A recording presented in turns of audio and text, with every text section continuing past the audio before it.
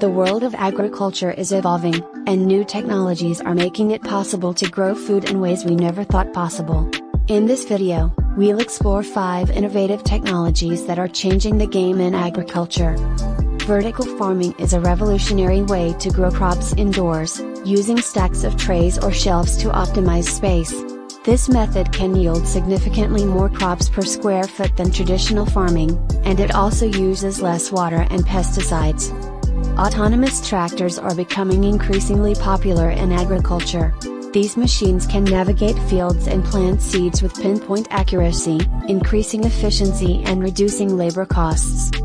Drones are being used to monitor crops, check soil quality, and even spray pesticides.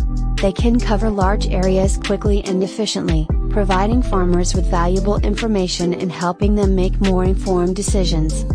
Lab-grown meat is a new technology that could revolutionize the way we produce meat. It involves growing meat cells in a lab, rather than raising animals, which could reduce the environmental impact of meat production and provide a sustainable source of protein.